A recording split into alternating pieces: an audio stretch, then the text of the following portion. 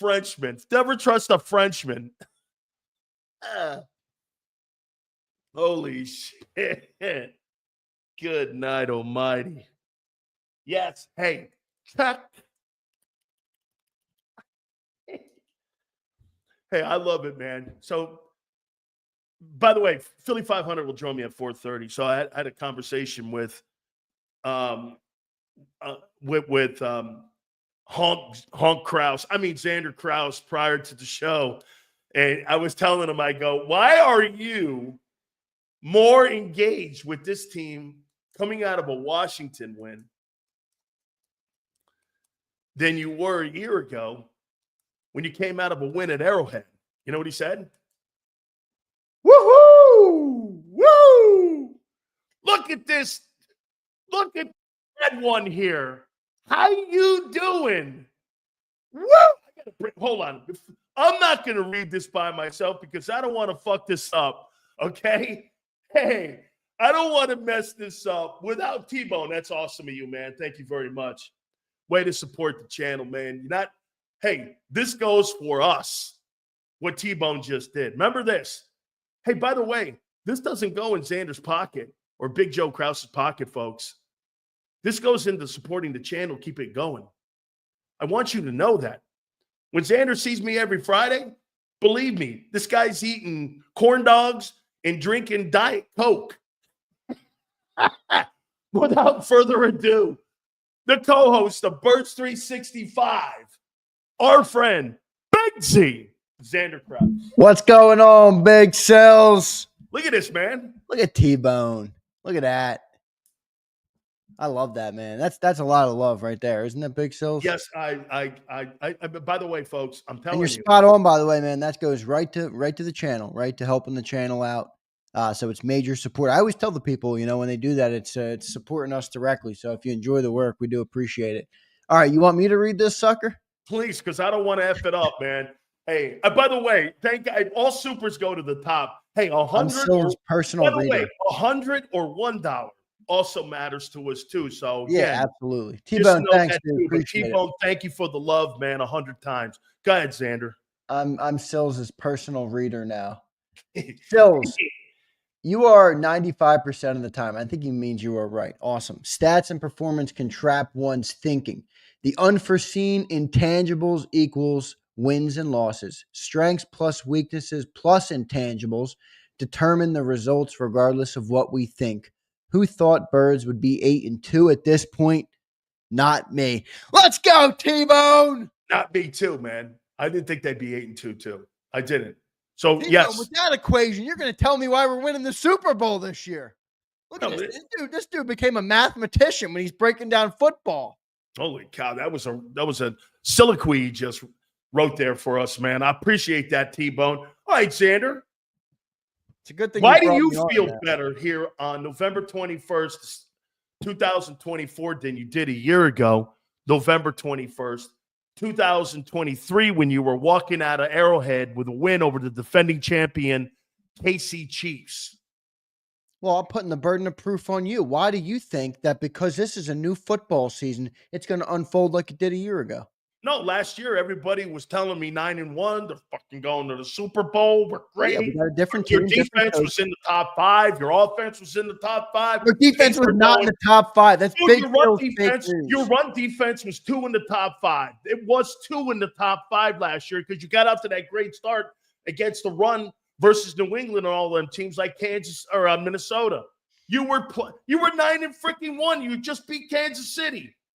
Now all of a sudden, here we are here. Silz knows I can't. 2024, and guess what? You beat a rookie quarterback, and now you feel better today than you did rolling out of KC. Silz is using that bullshit. Let me give you a Howie. Silz is using that bullshit because how am I supposed to check what the defense was ranked through week 10? I checked it. I saw it. Our defense is infinitely better this year than it was last year. Our coaches, you played a tougher schedule this year. Our quarterbacks look good, not turning the ball over.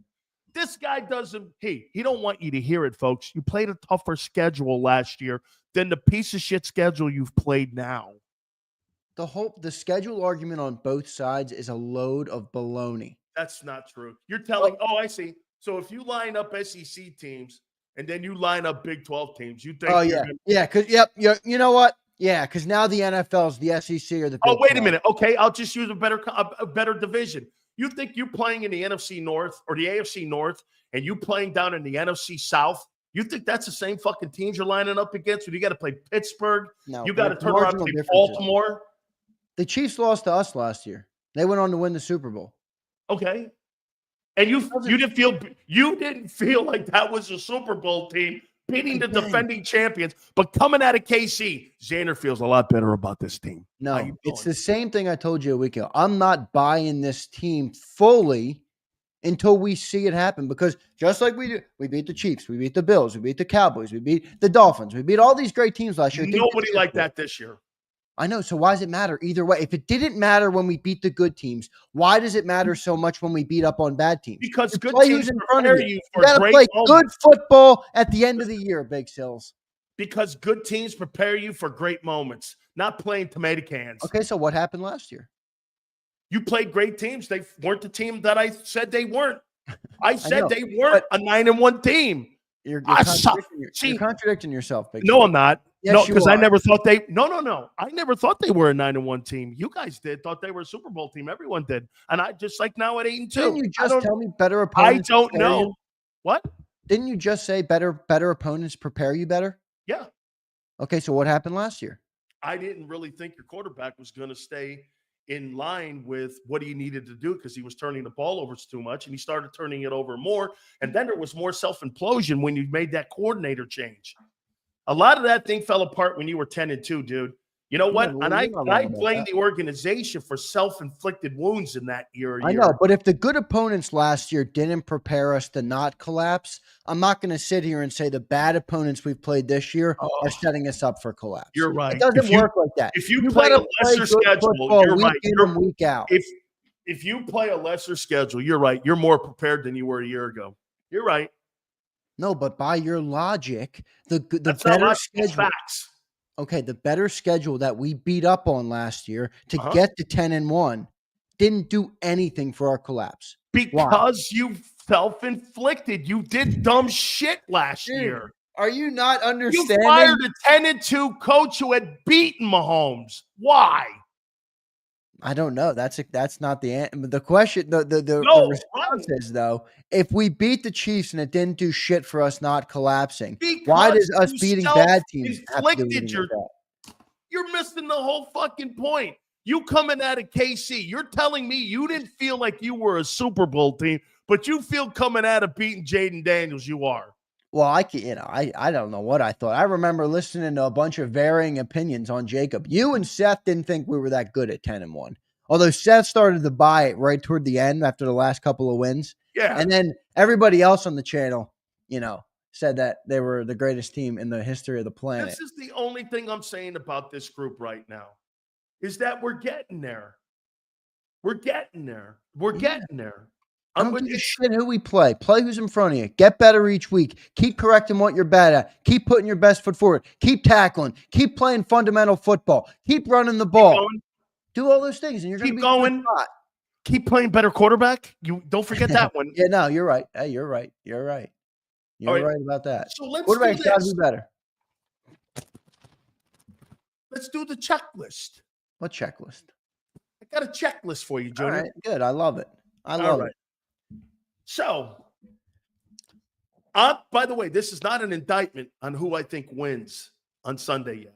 Okay, we'll do that tomorrow. That's fine. Wait, do you want me to tell you real quick before we move on why we're not going to collapse? Yeah.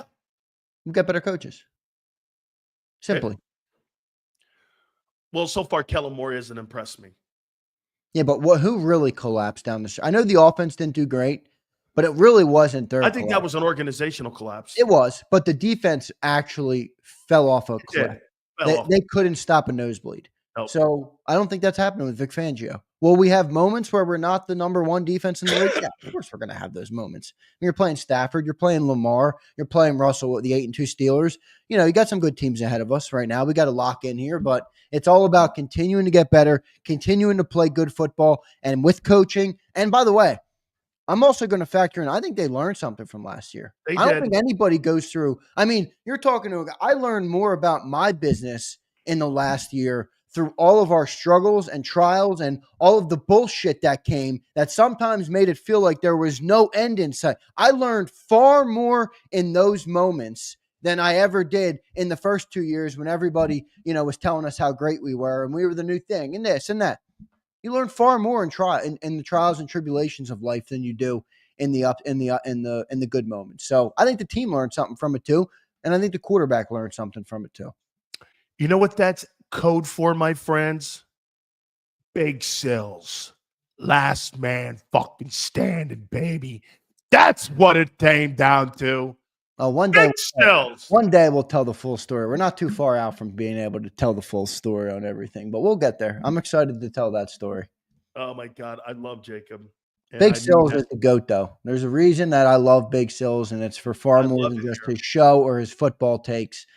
He's a real one for sure. I'd love this. Let me go here now with you here. Wait a minute. What's the checklist?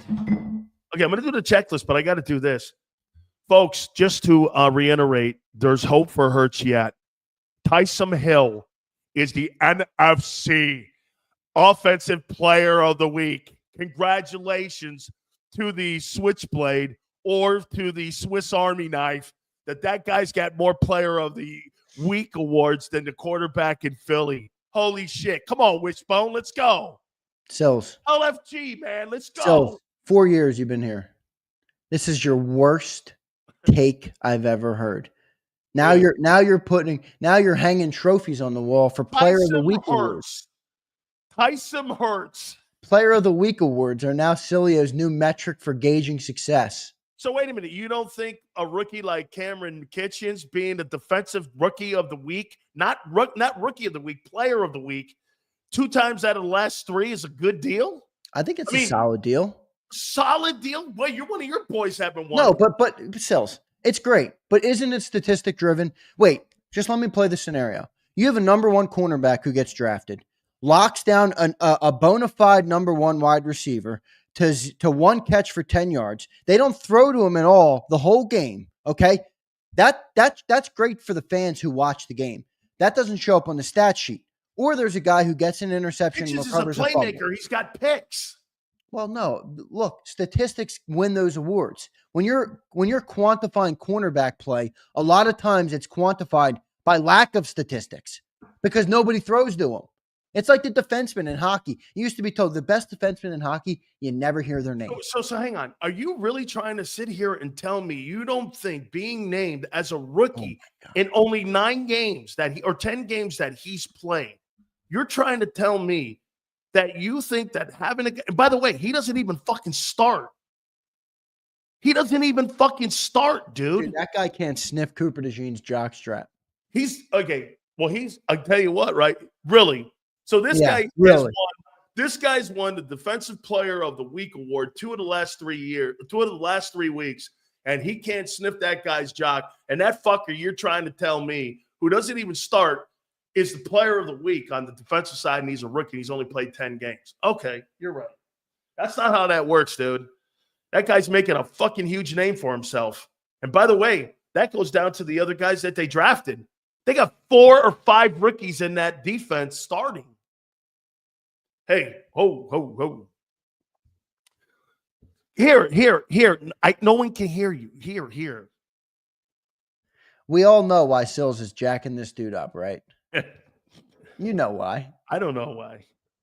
He's a Miami guy. He's 22. You're right. He's a good player, man. He just turned 22, too. He's a young guy, and he's playing good. He hasn't really had we both liked him, too. We thought he hasn't had a great season in coverage, though. He hasn't.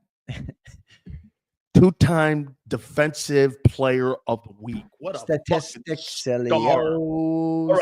Statistics, so silly. The checklist. Are you ready? Hit the like. Love statistics, dude. It's unbelievable. Okay. Look at T-Bone. We got to do T-Bone again. Look at T-Bone, dude. This dude's a legend. Don't attack the messenger. Silz is not the enemy. Thank you, T. He's like serving up a T-bone steak. All right, T. Be positive. Be a fan, but stay grounded, Zander. We are overachieving, and I love it. He didn't say Zander in there. I did. Birds have a chance for the Super Bowl. A small chance is still a chance. We're going to get to all the live and super chats. We appreciate it. All right, here we go. Ready? I'm ready, brother. I am not saying Rams win, but I'm going to go down advantages, disadvantages. All right, let's see where we agree and disagree.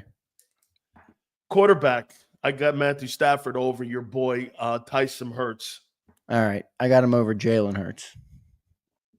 Running back, Barkley by a landslide, over every team in the league. You get this too, and by the way, the Rams kid's not awful. No, Kyron Williams, he's good. He's a third-year player out of Notre Dame, playing pretty good. But let me tell you something about him. Last year, he averaged 5 yards a carry. This year, he averages 3.9 yards a carry.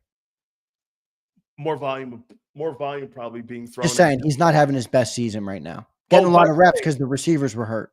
Let me write that one down because I got to bring that up to you a little bit later because of your bullshit with John today. Hold on here. Ready? What was my bullshit with John? Oh, okay, hang on. We got it. I can't wait. I have a million thoughts going in at one time. People that are savants and brilliant have a lot of things going on, like Elon Musk at one time. I do too. My mind goes crazy all day. Wide receiver 1, AJ Brown over Cooper Kupp. I'll take AJ. I'll take AJ as well. Wide receiver 2, I'm taking Puka Nacua over Devontae because the quarterback gets the ball to him. That's fine. I'm fine with that. I think Devontae's a better player. Yeah. I think I'd rather have Devontae if I drafted a team, but with the setup of the team, you're not wrong. I mean, Matthew Stafford spreads the ball around. He uses not just his top 2 receivers, he'll use his top 4 wide receivers, and the tight ends and the running back. He spreads the ball around. So you're not wrong about that. And to your point, Robinson is going to get 50 catches for 700 yards and 9 touchdowns. That's wide receiver 3. So far, it's pretty. The only advantage in this offense that you have Sunday is that running back. The wide receiving group. What? Your offensive line's not that good. I'm not done yet. I said offensive group. I should say skill set, guys. Yeah. Okay, that's fine. It's the running back, right? Okay. Well, no, and AJ. Well, yeah. Well, okay. You have no. But the running back's not the only one. Oh, the Rams wide receiving group is better than yours. Well, you took AJ and I took AJ over Cooper. Yeah, but there's 3 wideouts versus one. Okay, so you're saying wide receivers as a whole. I'll agree with you there. Yeah, wide receivers as a whole, the skilled guys. Yeah, they're being used more. Okay, that's fine. You didn't frame it like that when you asked the question, big guy. I forgot. I'm at Villanova right now in a fucking quiz. Here we go. O-line. Easily the Eagles. But this motherfucker. Give me that one stat that you gave me yesterday on why Stafford makes his O-line better. Because he gets rid of the ball. It's 3rd fastest in the league. Still, Eagles are better, but he gets the ball out quick. He does. It's hard to get home with Stafford.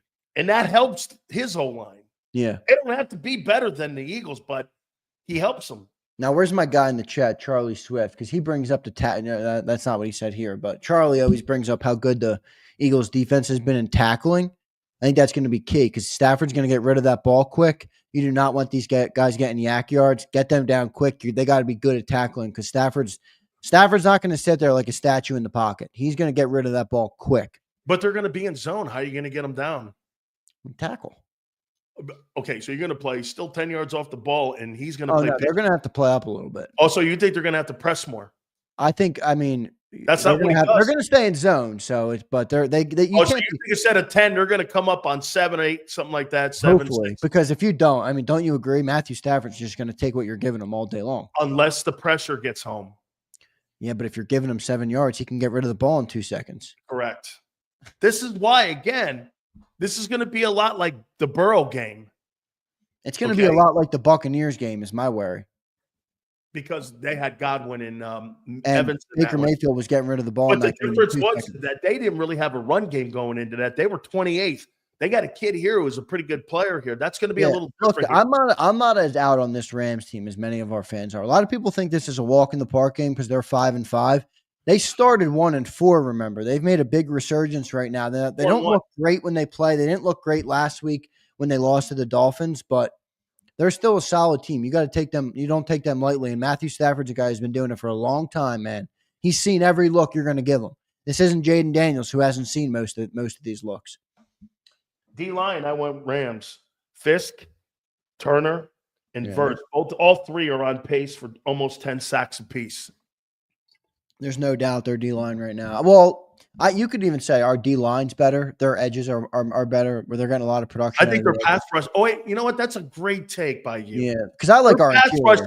Their pass rushing's better. Yeah, I'll take our interior up against anybody, basically, except the Chiefs, where they have Chris Jones, man in the middle, who's unreal, and maybe Dexter Lawrence, but the Giants aren't that good. So but here's the problem I have with that. Hurts holds on to that ball back there, dog. And he does. You got some skill set pass rushers getting home to him. Yeah. He's taking sacks like he did against the Dallas Cowboys, who stunk.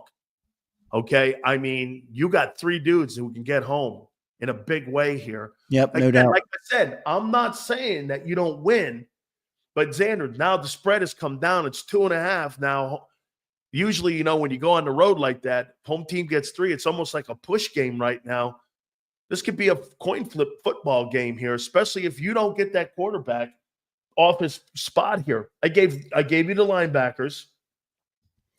I gave you, even with my boy Kitchens, the DBs. But coaching, I'm going to go this. And I like one take that we had in here. McVay, offense. Vic, defense. I don't think Kellen Moore is bringing a lot to the table. He's improving a run game that was been good for 14 years. Great.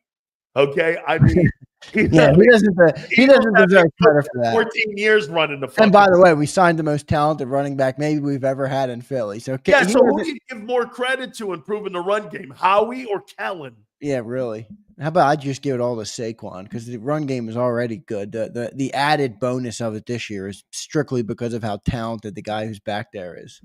So what do you think, man? I mean, I think you're right. The coaches. I mean, they obviously have better coaching. I mean, their defensive coaching. I'll give us the edge there with Vic Fangio, but I don't really know for sure. This is a fun matchup because their strengths match up with some of our strengths. And when you look at their good coaching, they're coached very well offensively with Sean McVay and the play calling and the motion and all the fun stuff he does. And then you're going up against Vic Fangio, who's been one of our strengths this year. So it is going to be a fun matchup from that perspective. Our secondary's been great all year. Their receivers have found rhythm. They've only played, by the way, Kupp has only played, I think, 5 games, and Nakua has only played 6 games. Correct. So they haven't been out there, and Kupp is already up near 500 yards with 5 games played. So he's been pretty good when he's been out there. So it's going to be an interesting matchup. I'm pretty excited for this one. By the way, Sunday Night Football, baby, under the lights. I love it. Man.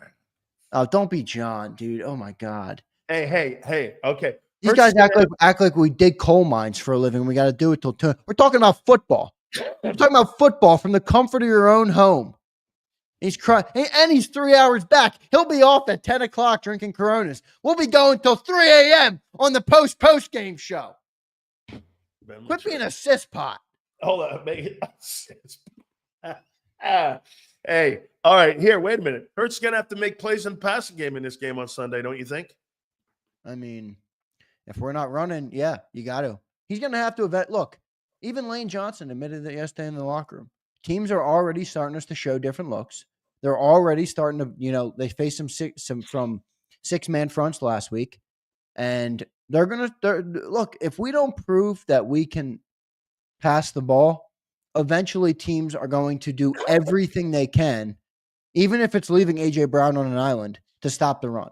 Because we're so much less efficient in the passing game. Eventually you're going to get to that point and the tide might turn this week. So Jalen's got it. Look, we're reaching that crux point where, eventually he's going to have to pick it up and take it to a new level, take it back to that 22 level, get back to passing efficiently. And if he doesn't do it, we could be in trouble. But I feel like I like where we're at. I like where we're at right now. I think he's gonna show something this weekend. Who takes up for the lost reps by Bryce Huff? I'm gonna, before you answer, I'm gonna throw this at you. Don't give Nolan Smith more reps. His production will come down. You've got to be careful with the guy. You're giving him enough now, and he's being productive for you. You've got to keep – what I would do with him, Zander, if I were Vic, I would continually add like 5% more each week. I wouldn't do it all in once because look what they tried to do to Bryce. They tried to make Bryce a 3-down guy. He was absolutely not productive. Yeah. Build him up more, 5% a week. And then by the end of the year, you might have a guy that can go 65 plays, and you might have a guy at the end of the year. My concern with him is his size. He's a slim. Yeah, He's part of me wants to believe you on that, but part of me also wants to say cut him loose a little bit because in the limited reps he's gotten more productive. So I'm not going to say he set the edge better than Bryce Huff. He's not a world beater at it. He's not the biggest man on the edge. He was better at it than Bryce Huff. Bryce Huff. Wait, we didn't talk about him yesterday when he got in. How about that? I mean, now he's out. Man, this is the worst free agency experience we've had in how long? Since Nnamdi Asomugha? Hey, man, let me tell you Murray? Hey, that guy Brock Osweiler, when he went down to Houston and he stole all that money. I know. When he gets his paycheck in Philly, this is how Bryce Huff gets his paycheck. Look here. He puts his head down and puts his hand out. I know. That's how he gets his paycheck in Philly. How's it work in the NFL? Direct deposit, or do you pick up a check? Yeah, you get a direct. Well, yeah, back in the day, they gave you hard checks. Now they give you direct deposits because sometimes when the money is so high, they're paid quarterly because of tax reasons. So they do that quarterly. But stiffs like us, linemen and shit, they pay you on a weekly basis. So, but when you're a quarterback like Dak or somebody Dak was paid $100. Weekly direct deposit sounds like big Silz. Yeah. Where is it, Zander? Oh my God! Holy shit! Here, 442 weeks. Shut the fuck up. Yeah, no doubt, man. Every fucking day, it's great. How you doing? All right. So listen, what do you think the key to game is here, man? On Sunday here, what's the key to them winning this game? I'm not saying comfortably because I think this is going to be a 4-quarter football game. What do you think? Part of me wants to say the key to this game is that defense, man. If that defense can hold up, I just mentioned the crux point. It almost feels like this game and many other games now are going to be on the heels of that defense. Where if this defense can keep up with what they've done, I know we want a better passing game, but even with marginal improvements in the passing game, not massive jumps, marginal improvements, 5% better each week or 10% better each week, we're going to be able to make up the difference if our defense continues to play as stout as they've been, holding opponents to under 20 points most games. I mean, I say it all the time. We're all excited we beat the Commanders. I am too. We're all excited we beat the Saints back in week 3. I am too. If our defense didn't play great in those games, we weren't winning those games. We went into the fourth quarter versus Saints, Silz. We had 0 points on the board. We went into the fourth quarter last week. We had 6 points on the board. If our defense isn't holding up as good as they are, think about what that game looks like. Did you have a touchdown in the first half after the first? No, we had 2 field goals. Yeah, 2 field goals, right. We had 6 points going into the fourth quarter, Silz. Right. Versus the Commanders. We had a 20-point fourth quarter. So we had a great fourth quarter, but the point is if our defense gets beat early in that game, you can't run Saquon Barkley in the fourth quarter because you're down by 2 scores. We haven't been good early in games, and we're going to have to do it. So I think the defense, man, if the defense can hold up, if they can get Matthew Stafford off his spot, if they can tackle well, get him off the field, don't let him keep moving the chains, I think your offense is going to be all right. They'll be able to run with them, run with Saquon, and they should be able to handle it and get the win. But defense has to play well. And if the defense doesn't play well, then what does that mean? That means that Jalen Hurts has to light it up in the air. And if he doesn't, you're probably going to end up losing the game. Got to get home. Got to get home. There's got to be pressure on Stafford. He cannot sit back there. And that's the thing they did to Burrow. They got pressure on him, and they got him off his spot, and they moved him around, and Burrow really didn't have a run game. Joe Mixon wasn't there, dude. By the way, all supers will be read at the end of the segment, we promise. Please hit the like button. But see, that's the difference here. Stafford's got a run game. They're getting healthier. They've got super quality wideouts, and he spreads the ball around. All right, let me go here with you. Rams, Ravens, Carolina, Steelers, Commanders, Giants, Cowboys. How many wins do you think you have? 1, 2, 3, 4, 5. There's 7 games left. I mean, I think there's 4 guaranteed. I think you're beating the Cowboys, you're beating the Giants, you're beating the Panthers.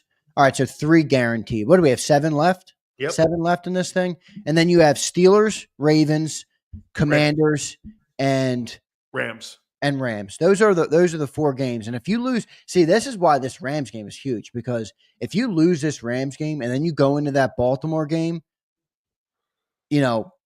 after coming off a loss, that's a tough opponent in Baltimore. Then you drop 2 straight. Just assuming that potentially that could set up a bad situation. So I think you got to beat the Rams game, and then that opens up. Look, I'm not saying we want to lose, but if you beat the Rams this week, you can be all right if you lose to the Ravens. You'll be all right. You might hurt your chances at the 1 seed, but you'll be all right with a loss there in the AFC. We beat the Rams. We beat the Giants, the Cowboys, the Panthers. That's 4. We're up to 12 wins. I think we beat the Commanders again. I'm sorry. I don't think they're a better team than us, and I don't think they're going to get us this year. We'll see how it plays out. That gets us to the 13 wins that Big Z predicted. Thank you very much. And then we have Steelers and Ravens, probably our 2 toughest tests of the year, those 2 teams. All right, so not picking games right now, but how many games do you think you win? Out of the last 7? Yeah. I'm going to say we win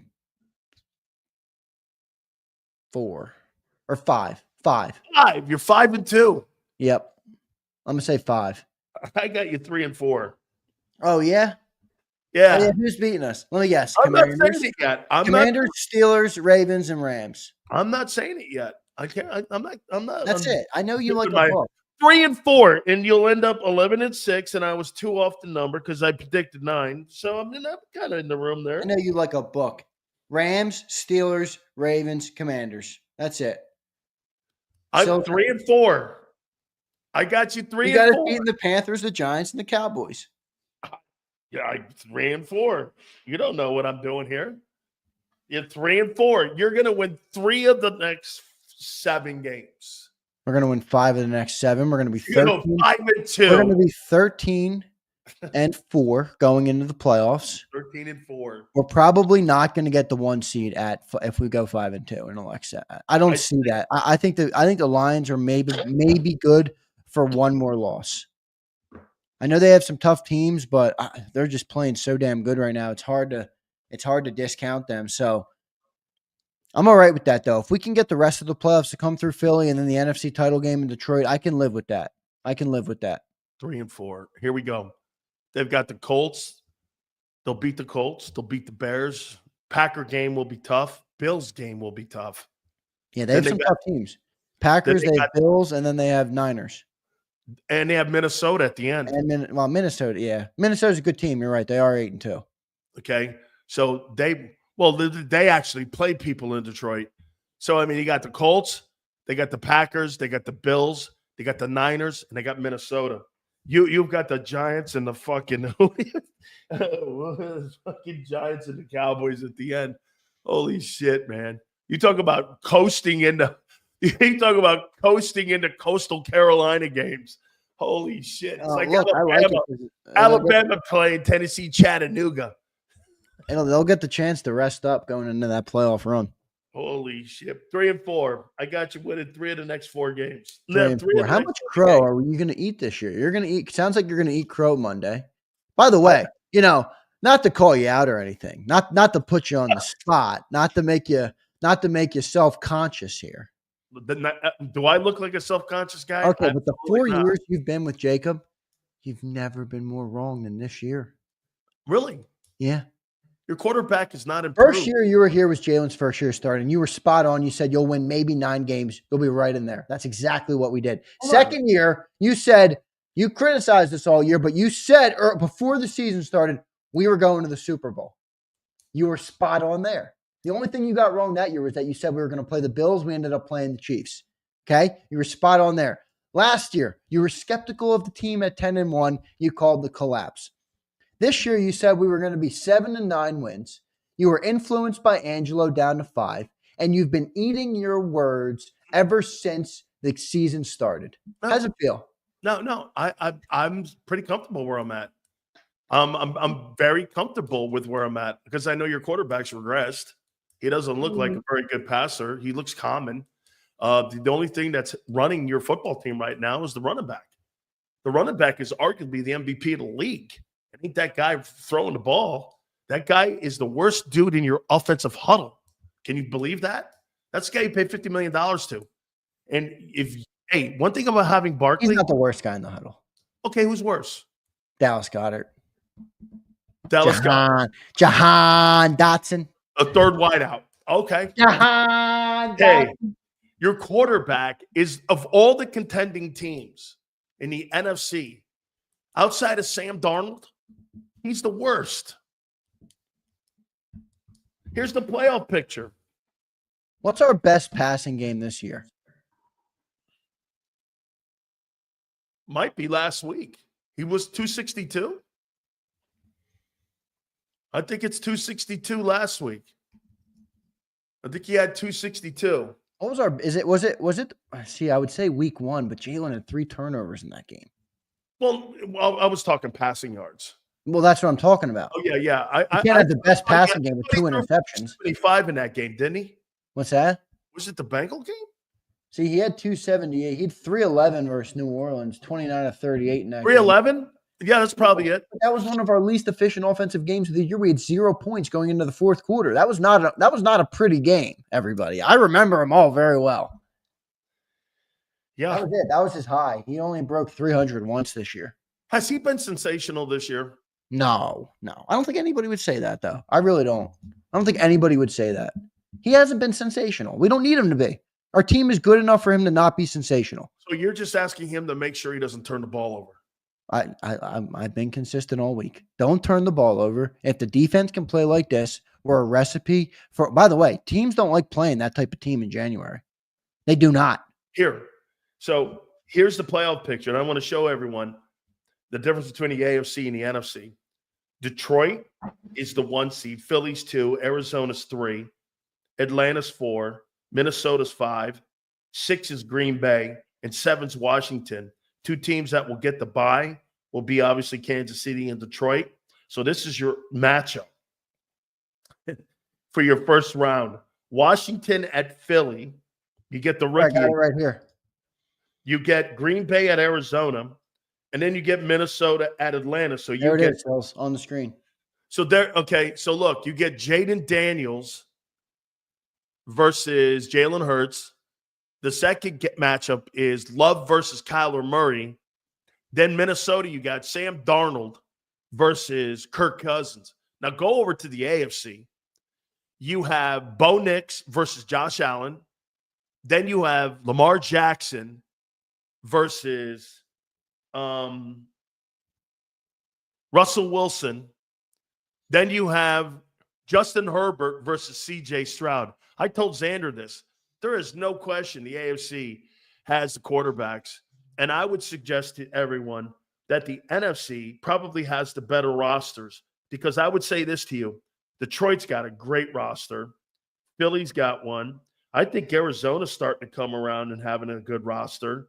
I think Green Bay's got a good roster.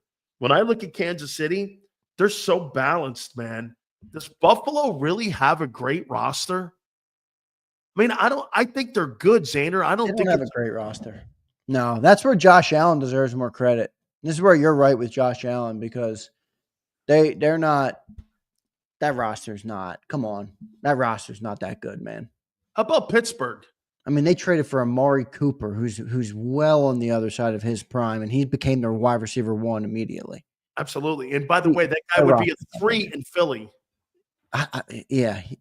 He would be a 3, and he'd be the 6th option. Yeah, right. They'd have AJ Smitty, Saquon, Goddard, Hurts probably in the run game, and then Amari. I mean, he wouldn't be a factor here. I'm starting to like that Houston roster.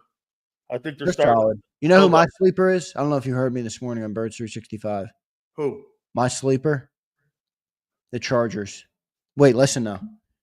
Good coach, good quarterback, good defense, and a good run game. That's the ingredients that you need late in the season. Good coach, good quarterback, good defense, and a good run game. Okay, my problem would be when you say that, can you go into cold weather and can you go in and win football games with limited as a running attack football team? I mean, when you're talking about a running game, that kid J.K. Dobbins, man, he's had a really good year and it's flown under the radar. By the way, you want to hear something crazy? J.K. Dobbins is on pace for 1,300 yards and 14 touchdowns. Yeah, that's I impressive. mean, that's really impressive. That kid, Lad McConkey, man, Christian McCaffrey, or that guy McConkey, who played for the Giants back in the day, he's had a really nice rookie season as well. Get this, man. This rookie's on pace for 1,000 yards receiving in that offense there with Justin Herbert. Justin Herbert's had a really great year because he's a really good player, Justin Herbert. Yeah. And to your credit, you've been saying that since he got in the league. I mean, yeah, but you know what they did? They did the same shit to him that they did to Hurts. They took the hero ball element away and they limited, instead of having him throw the ball almost 700 times, they got him around 480. Yeah, it's perfect. 500. Let him run it. That's why I'm like, I don't get sometimes when people like push back. I'm like, that's the right approach for even great passers of the football. That's the right approach to playing the sport.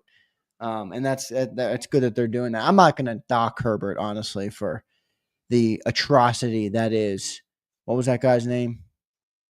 Brandon Staley. He fucking stunk. I'm not docking Herbert for that guy. That guy was, everybody that watched anything that guy did could see that he was a stiff through the screen.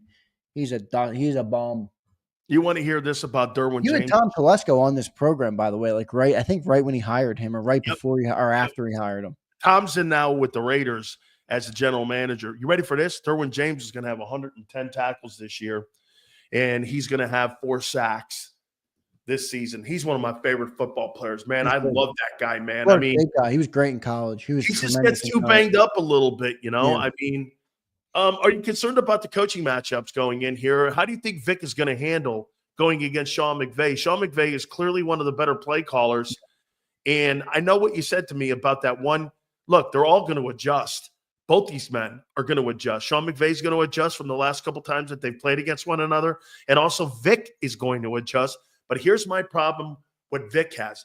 That group that beat him was experienced. This is not an experienced group. And you've got an experienced signal caller and a guy who can maneuver and manipulate post-snap reads because, dude, Stafford's one of the top 6. John says it too. He's one of the top 6 players on the planet that knows what to do with the ball post-snap. Landmarks. He's a great freaking player. When you watch him on the All-22, Zander, and I haven't really watched him, he is really a superstar quarterback. I mean, you know, he gets it done, dude. He's a good. He absolutely does. Yeah. I mean, he's at there's moments when he looks a little aged right now. Yep. When you pressure him. Exactly, because he can't move well anymore. He doesn't move that great, but when he's throwing the ball, he's still got it, man. Clearly, he is one of the better throwers in the game for sure. All right, let's go to the super chats. All right, let's do it. 3 Anthony and 4. Wilson checks in. Love when Silz picks the other team, Mr. 3-7. 3-7 might be generous. This guy's like 2-10 on his picks. 3 and 4 over the next 7 ball games. 3 and 4. Remember, I said that. All right, I will. Everything will come to fruition as it always does. And remember that Z-Bone said 5 and 2. Remember what Big Silz picked at the beginning of the season for the Super Bowl too. Bills and Lions. Continue. T-Bone, thank you, brother. This game will be decided by 3 factors: inside linebackers taking away the middle passing lanes, Hurts connecting the wide receivers, and Barkley torching the Rams. If so, Birds lead will cause Rams to take risk and set Stafford picks. T-Bone, are you under the impression that these linebackers are great cover guys?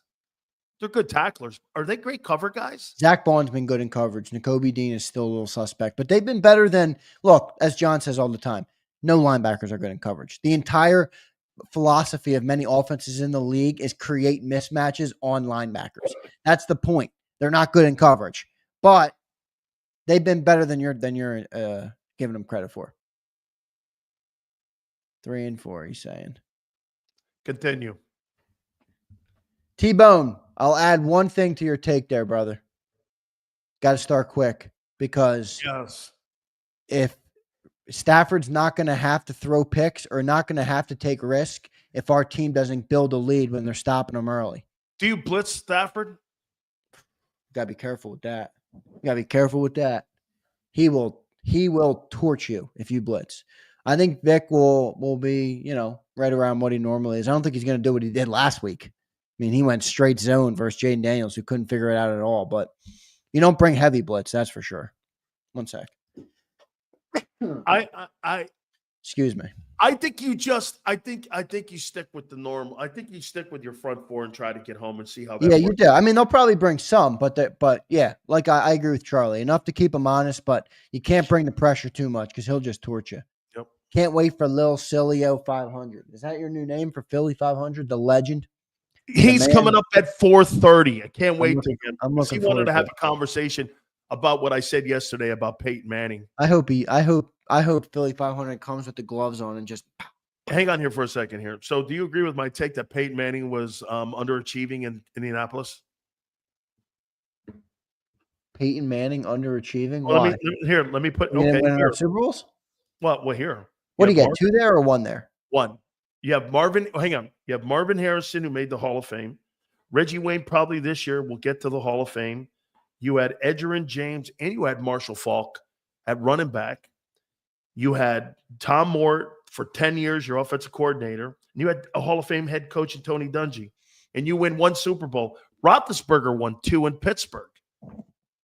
I mean, he was in the Brady era too, and he won 2. Yeah, but I'm a little surprised at one thing about you, and this isn't exactly a response to your Peyton take, but just going back to the Eli thing, you kind of take the John philosophy of you care more about like what someone does game in and game out, but I view the Hall of Fame like I view any season in the NFL.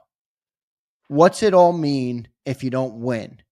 And I know you're going to lose more than you're going to win, but at the end of the day, the whole thing we're playing for is to win. And I'll ask you this right now, and I want you to not think about the Hall of Fame. I want you to give me an honest answer to this question. Do you believe Warren Moon or who's the other great quarterback that didn't win a Super Bowl? Joe Montana? No, Dan Marino. Dan Marino, that's it. Joe Montana won, 4? Do you believe they would change careers with Eli Manning for 2 rings and 2 Super Bowl MVPs? No. Dan Marino said he'd rather have the records than the ring because it makes him a better – because here, no one's under the impression that Eli Manning's a better quarterback than Dan Marino. No, you're not. You're not, but I think that they would want that hardware. Some would.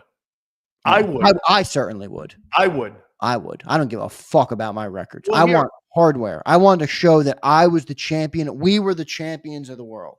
That's what I play for. Rings are more valuable. So that's why Eli Manning's a no-brainer. Records are fleeting. Rings aren't. They're there forever. That's why Eli's a whole no-brainer for me. Okay. Because you can't tell the story of Tom Brady being the greatest in the league, being the greatest of all time, the 7 rings, without talking about the dude who slayed him twice. You know? Well, here, let me ask you this about Eli then. Eli's last 10 years of his NFL career, he's 67 and 80. His total career is 117 and 117. Yeah, look, we can. I mean, look, his touchdowns were 241 TD passes and 160 interceptions. I mean, you think he's a Hall of Fame player? I think he's a mediocre quarterback, but I think he reached the pinnacle of the sport twice. I think he got Super Bowl MVP. That mean Foles is a Hall of Famer? Huh? No. No. Nick Foles didn't get. What is that? What the fuck was that? I have no idea. I think somebody from Facebook is dropping that. Are we on Facebook? No. Oh, I have no idea what that is. I found it. No, we got hearts. I found it. Drop some more balloons. Shit, now I lost my train of thought. Me too, man. I'm like this. What the fuck is going on? I was waiting for a stripper to jump out of a cake. No, but it was on Eli Manning. If you reach the pinnacle twice, look, 5 players, Silz, in history of the NFL have 2 Super Bowl MVPs. Bart Starr, Joe Montana, Terry Bradshaw, Tom Brady, who's going into the Hall of Fame, and Patrick Mahomes, who's obviously going to be a Hall of Famer when he's all said and done, and Eli Manning. I mean, that's rarefied air. I know the accolades aren't good. I know he sucked more games than he didn't suck. I know he was the king of interceptions. I don't give a shit. I don't give a shit. That dude went up against Brady and Belichick twice and won. So if you have two great moments and you have a mediocre career, you're a Hall of Fame football player in your eyes. If you win 2 Super Bowls and 2 Super Bowl MVPs, you have two great moments in your career versus 17 years of being okay. Yeah, but they're not just great moments. They are great moments. They're spectacular moments. They're exceptional moments. They're the pinnacle of the sport. Two moments. exceptional They're what many dream of having, which we'll never do. But does that make him a Hall of Fame player? You said Warren Moon earlier. Warren Moon is superior to him as a player. Superior. Not even in the same ballpark of talent. He's superior of a player. He don't have rings. If Moon had rings, would Moon switch records with Eli? Probably so, yes. Knowing him. So one guy who's in the Hall of Fame would switch records with the guy who's not in a Hall of Fame and not in the Hall of Fame. I asked Dan Marino this question when I was on in South Florida, and I got annihilated for it because I called him out on it. I did it to his face. I got a picture of me interviewing him at Baumgartner's, and I said this to him. I go, would you rather have the ring or the records? At the time, he had every record in the passing book. And he goes, I'd rather have the Hall of Fame ring. Well, that's hindsight after the fact, because I'm sure when he was a player, he wanted the ring. But after it, I think he has settled with the fact. But I went like this. Those records will all be gone soon. And you're not going to be able to live on those records. Right now, he has no records, really, because all the game has been changed so much. So I always found that to be kind of like, damn, Dan Marino would rather have the Hall of Fame ring. Would you rather have a Hall of Fame ring or would you rather have a Super Bowl ring? A Super Bowl ring. You wouldn't want to be considered one of the greatest players of all time. You don't need a Super Bowl ring to be considered one of the greatest if you have that Hall of Fame ring. I get it. I think the Super Bowl to me is more valuable. Now, many in the chat, I see you, Akbar, tells me a lot about some of you people. People don't care about winning. Hold on. It's the old saying though. The people who don't care about winning will tell you that winning doesn't matter. It's not, winning isn't everything. Well, those people, my friends, are losers. And I'm sorry, but I'm not a loser. I want to win.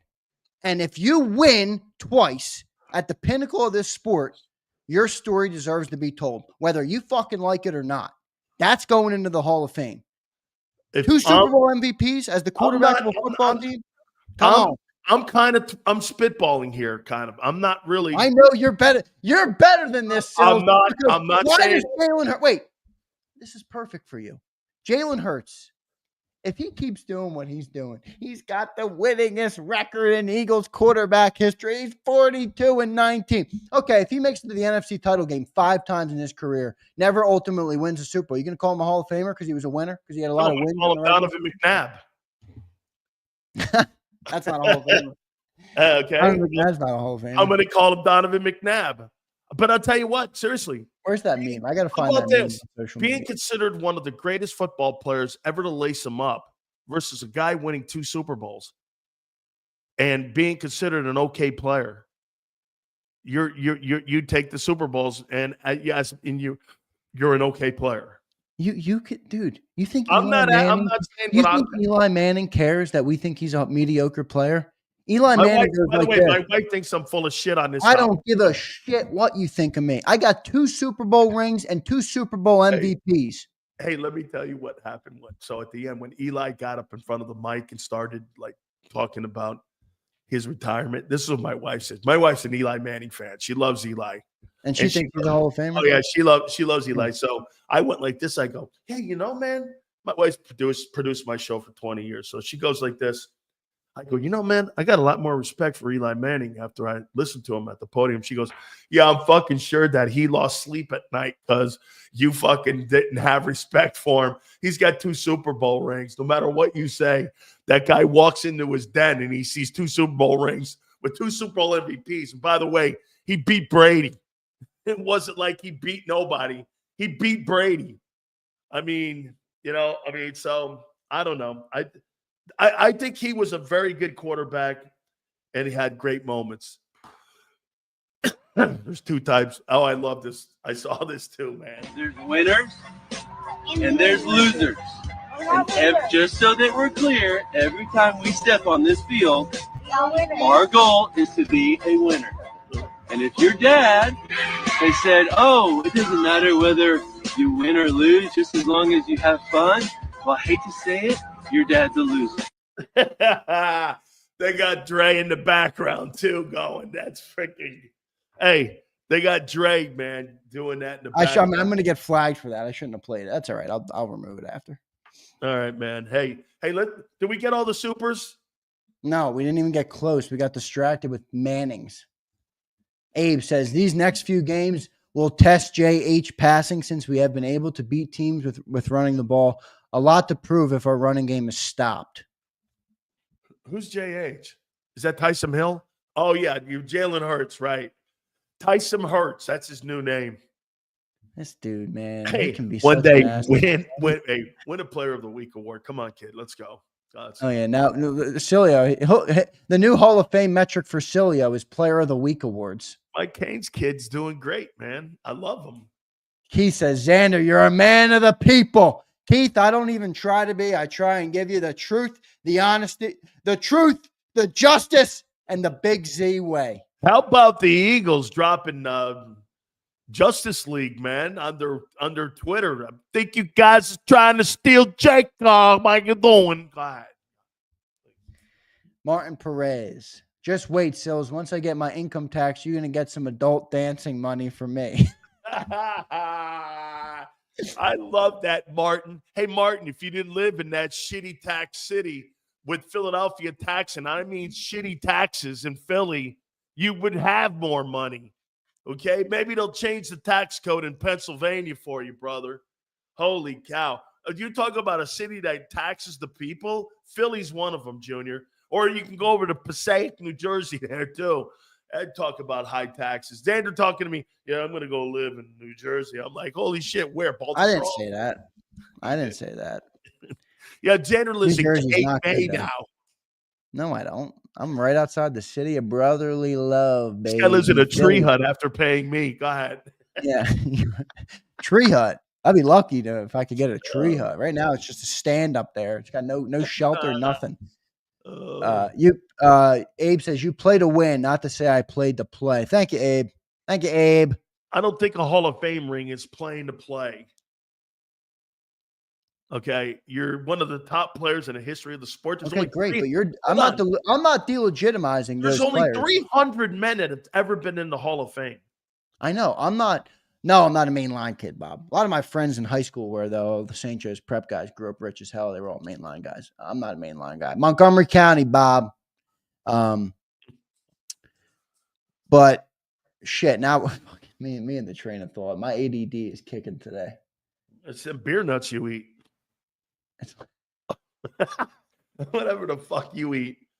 Hey, yeah, by the way, man, do me a favor. Do they still have the guys on the Jersey Turnpike that fucking dude, you're not allowed to pump gas in Jersey. I fucking hate that. You want to hear a funny story?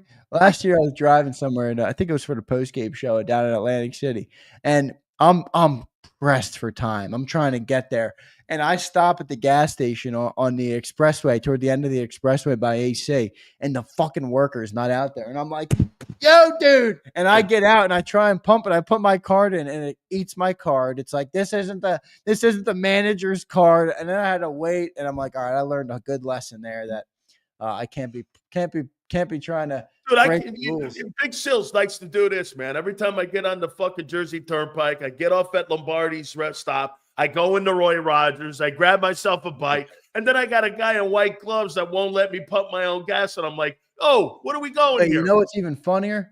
Fucking you meet stupid. Somebody that grew up in Jersey. My girlfriend grew up in Jersey. I go to a gas station outside Jersey. She's like, I don't know how to pump gas. Gas? What the fuck do you mean? What do you mean pump gas? I'm like, get the fuck out of the car and pump some gas. That's hilarious, man. Yeah, that's how Jersey people are, though. Phil, I'm sure Philly 500 knows that. All right, let me get through these supers real quick. Still, go to Passaic. Silz, no. Birds linebackers not great on coverage, but get in the passing lanes in midfield with hopefully decent pass rush. Z, absolutely. And number 4, critical for a fast start. Problem hasn't happened yet. Hope for it. He's right. Hasn't happened yet. We're going to have to start starting quicker for sure. Harv says, if the Rams jump out fast to an early lead, they can dictate and control the game. If the Eagles keep it close and use the line of scrimmage to lean on the Rams, the Eagles can win late. I'm going to do the checklist with big Philly 500 too. I'm going to do that with his ass. I don't even think we got to that. We were so distracted today. Devontae says, we got to throw quick passes and checkdowns that'll set the tone for the offense to get guys open. I love the big plays, but we got to play smart. I agree. Tyson Hurts is not going to improve this year. The guy Kellen Moore has done dick to improve the passing game. They've done dick, man. That personally, they're 23rd in passing. Hey, Kellen, thanks for improving the run game. You've been great for 20 years running the ball. Saquon improved the run game, not Kellen. Kellen didn't improve the run game. You don't know how he did. Khaled said, you think Mitchell will get a pick? I'm going to say no because he hasn't yet. Cameron Kitchens will. Oh, fuck Cameron Kitchens. Would you trade Jordan 6-0 for James's B-ball career? I'm taking Jordan's career. Are you kidding me? His all-time leading scorer in the history of the sport, 4 wins. I don't give a shit. Give me 6 rings, 6-0. Get out of there in 13 years. Do you take the 7 rings and 7-3 with Brady, or do you take the 4-0 with Brady? Ooh, that's a good one. Never. I'm probably taking Brady because it's more. Never having thrown a pick in a Super Bowl, and he beat Marino. I'm taking Brady. I'm taking Brady because he got more rings. He won more. Right? He's 7-3 though. He's tasted defeat. That guy never saw defeat. I know it's true, but he didn't quite win as much. 4 Super Bowls? That's pretty damn. I mean, 4 to 7. I mean, Brady almost doubled them. Always remember this though. It's like Mayweather. There's a goose egg over there. It's true. I love Mayweather too. I'm a Mayweather guy. I love winners, if you can't tell. All right, let me get out of here. Philly 500 is ready to go. Philly 500 wants a piece of this topic. Wait, Philly 500, you don't let this motherfucker off the hook today because he said we're going to be 3-4 in our last 7 games, Philly 500. I got us 5-2 with maybe losses to the Ravens and Steelers, and maybe not. Maybe we go 6-1. Maybe we sweep. Maybe we run the table. We'll see how it plays out. Thanks, everybody. You got 13 wins, right? I had 13. All right. All right, 9 wins. Great stuff, Zander. Appreciate it, brother. Thank you guys for the super chats, man. Those were all fantastic. I mean, you guys are killing it. That $100 super, too, was spectacular, T-Bone. Well, thank you very much. All supers will go to the top. Without further ado, by the way, man, I personally think yesterday, Philly 500 just said this. You know, man, I don't know. When I see Mark Holmes right now, man, it's like a guy in the streets of California who's homeless and he's in a fucking tent. I'm not gonna beat up a guy in a tent who like, I mean, this guy's eating at the soup kitchen. Have you seen how he looks? Mark Holmes looks like he eats at the soup kitchen. Let's get to my boy here, man, Philly 500. And hey, I think you were taking it easy on his ass. No. There's no mercy. I want to crush that guy. It's not enough yet. I haven't had enough. I do think he's losing his mind. The guy's running around playing with a rubber chicken. I think he looks like he hasn't bathed in like a month. I mean, dude, he's really on the verge of going into the loony bin. I'm telling you. They're getting ready to pick him up during a stream and take him away. So, but no, there's no mercy. Believe me, I was very upset I couldn't make it yesterday. I was looking forward to that one too. Oh no, don't worry. He's got a lot more pain coming his way. I agree. Hey, especially with the way the Eagles are winning too. So, hey man, before I get into these other topics, you wanted a piece of this. Now we talked about over and underachieving. I said this: Peyton Manning.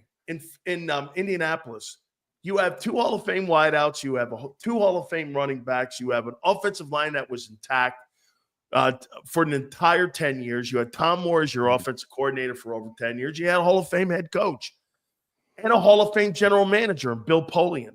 They win 1 Super Bowl. Even the guy in Pittsburgh during the Brady era won 2. Yeah. I said the guy underachieved when he was in Indianapolis. Do you not agree with that? No, I agree he underachieved, but I don't believe he's overrated. See, I think those are two distinct differences.